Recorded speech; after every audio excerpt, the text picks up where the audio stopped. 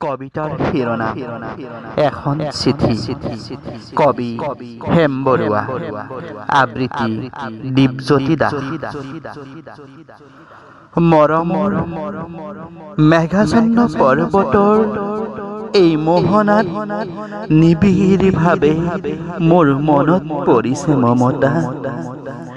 বিদায় মৌন নিথৰ মুহূৰ্তত তোমাৰ চকু উপচি বাৰিষাৰ বান নামিছিল।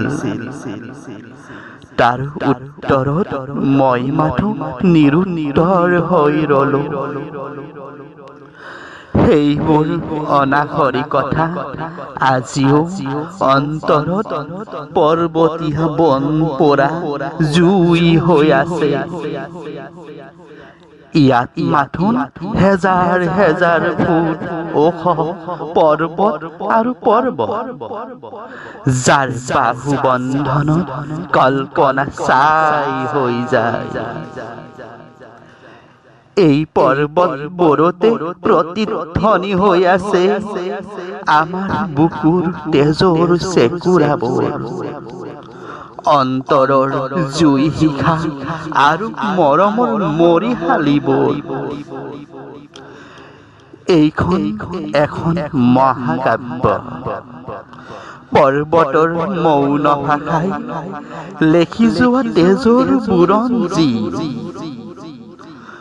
দূৰণিত ৰৈ ৰৈ এয়া শুনিছো কি? শত্ৰুৰ কামানৰ গৰ্জন। দেখিছো কি? ধোঁৱা আৰু ধোঁৱা। এটা কথা জানি থোৱা, শুনা। মৃত্যুৱে যদি অভিনন্দন জনায়, সেই মৃত্যু পাৰিজাত ফুল। তাত দেৱতাৰ আশীৰ্বাদ আছে। সৰ্বশেষত তোমাক একেষাৰ অনুৰোধ কৰো, এই যে আমাৰ ল'ৰা দুটা, সিহঁতক কেতিয়াও পিতৃৰ অভাৱ অনুভৱ কৰিবলৈ নিদিবা। সিহঁতক মাথোন একেষাৰ কথাকে কবা, যি মৃত্যুৱে দহক জীৱন দিয়ে, সেই মৃত্যু আত্মাৰ দৰেই অবিনশ্বৰ। আজিলৈ সামৰো দেই।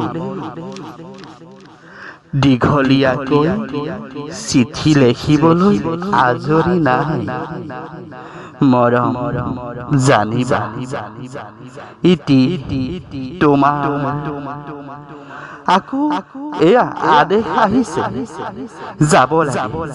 শত্ৰু সৈন্যই চেলা গিৰিপথ অতিক্ৰম কৰিছে।